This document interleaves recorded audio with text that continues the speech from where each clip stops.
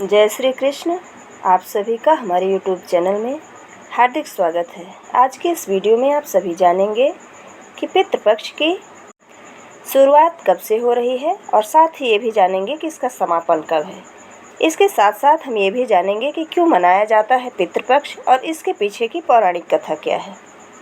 तो साल 2024 में पितृपक्ष का प्रारंभ हो रहा है 17 सितंबर 2024 मंगलवार से और पितृपक्ष का समापन होगा 2 अक्टूबर 2024 बुधवार को। साल 2024 में श्राद्ध पितृपक्ष, जिसे सर्वपितृ अमावस्या के नाम से जाना जाता है, वो 2 अक्टूबर दिन बुधवार को मनाई जाएगी। अब आइए जानते हैं कि श्राद्ध और पितृपक्ष है क्या। तो हमारी सनातन संस्कृति में सदैव अर्पण, तर्पण और समर्पण का विशेष महत्व इस संस्कृति में रहा है। इस सभ्यता और संस्कृति ने सभी को एक सूत्र में पिरो रखा है, जिसमें कर्मकांड की विशेषता अत्यंत महत्वपूर्ण रही है। मनुष्य जब धरातल पर जन्म लेता है तो उस पर 3 ऋण होते हैं। पहला है देव ऋण, दूसरा है ऋषि ऋण और तीसरा है पितृ ऋण, जिसमें देव ऋण भजन कर, ऋषि ऋण अध्ययन कर और पितृ ऋण से तर्पण को प्राथमिकता दी गई है, जिसमें मानव तर्पण के द्वारा पितृ ऋण से मुक्त होता है। इसी क्रम में हर साल भाद्रपद माह की पूर्णिमा तिथि से पितृपक्ष की शुरुआत मानी जाती है। वहीं इसका समापन आश्विन माह की अमावस्या तिथि पर होता है। हिंदू धर्म में पितृपक्ष की अवधि को काफ़ी महत्वपूर्ण माना जाता है। यह वह समय माना जाता है जब पितृ पृथ्वी लोक पर आते हैं। इस दौरान पितरों की आत्मा की शांति के लिए श्राद्ध और तर्पण, पिंडदान आदि करने का विधान किया गया है। ऐसा माना जाता है कि ये सब करने से हमारे पितृ प्रसन्न होते हैं और हमारे ऊपर उनका आशीर्वाद सदैव बना रहता है। पितृपक्ष के दौरान हमें अपने पितरों को नियमित रूप से जल अर्पित करना चाहिए। यह जल दक्षिण दिशा की ओर मुँह करके दोपहर के समय दिया जाता है।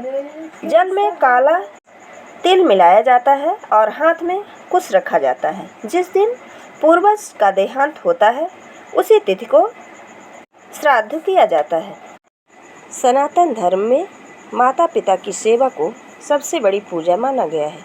इसलिए हमारे धर्म शास्त्र में पितरों का उद्धार करने के लिए पुत्र की अनिवार्यता मानी गई है।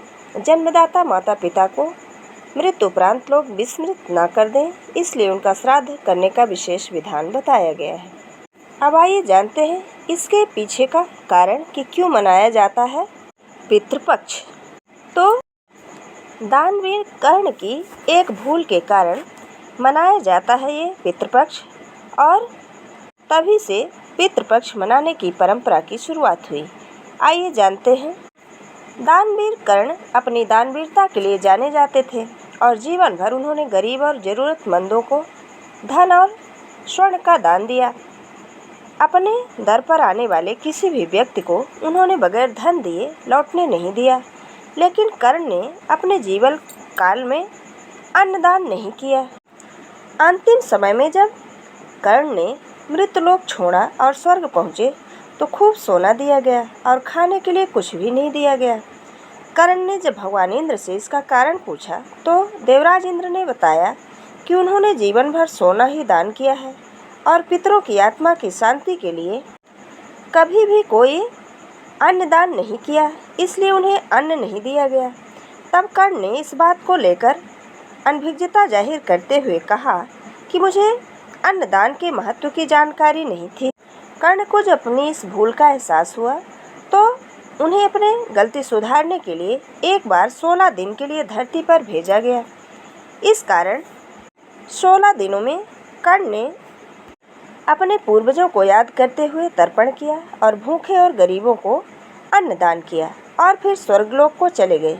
ऐसी मान्यता है कि तभी से 16 दिन का पितृपक्ष मनाने की परंपरा चली आ रही है और इस दौरान लोग अपने पुरखों को याद कर भोज का आयोजन करते हैं। साथ ही इस बात का भी ध्यान रखना चाहिए कि पितृपक्ष के दौरान यदि कोई भी भिक्षा मांगने आए तो उन्हें कभी भी खाली हाथ नहीं लौटाना चाहिए। अब आइए जानते हैं पितृपक्ष से जुड़ी हुई एक अन्य पौराणिक कथा। तो जोगे और भोगे दो भाई थे, दोनों अलग अलग रहते थे। जोगे धनी था और भोगे निर्धन था।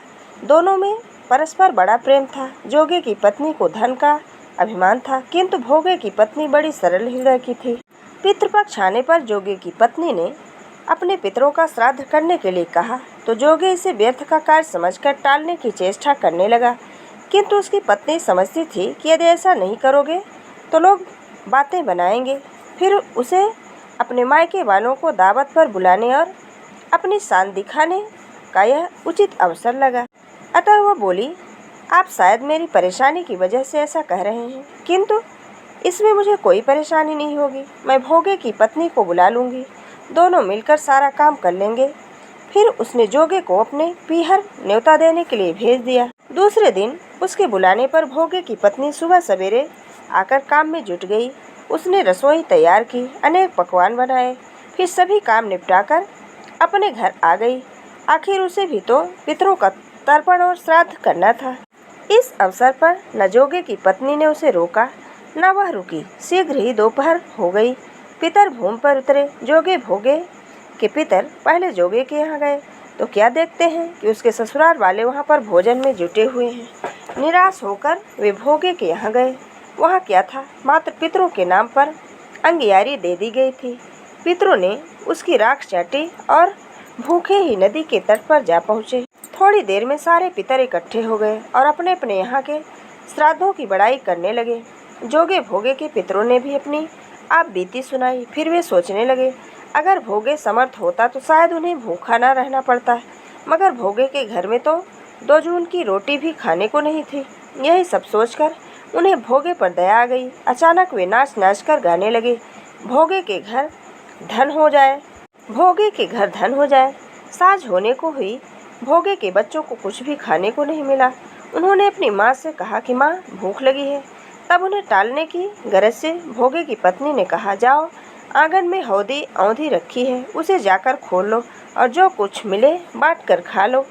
बच्चे वहां पहुंचे तो क्या देखते हैं कि हौदी मोहरों से भरी पड़ी है। वे दौड़े दौड़े माँ के पास पहुंचे और उन्हें सारी बातें बताई। आंगन में आकर भोगे की पत्नी ने यह सब कुछ देखा और वह हैरान रह गई। इस प्रकार भोगे भी धनी हो गया, मगर धन पाकर वह घमंडी नहीं हुआ। उसने दूसरे साल पितृपक्ष के आने पर श्राद्ध के दिन भोगे की स्त्री ने 56 प्रकार के व्यंजन बनाए और ब्राह्मणों को बुलाकर श्राद्ध किया, भोजन कराया, दक्षिणा दी।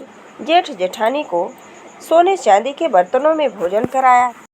इससे पितर बहुत ही प्रसन्न हुए तथा तृप्त होकर भोगे को ढेर सारा आशीर्वाद दिया। ये थी पितृपक्ष से जुड़ी हुई पौराणिक कथा। अगर हमारा ये वीडियो आपको अच्छा लगे तो लाइक ज़रूर करें और मित्रों के बीच में शेयर करना बिल्कुल ना भूलें। जय श्री कृष्ण। धन्यवाद।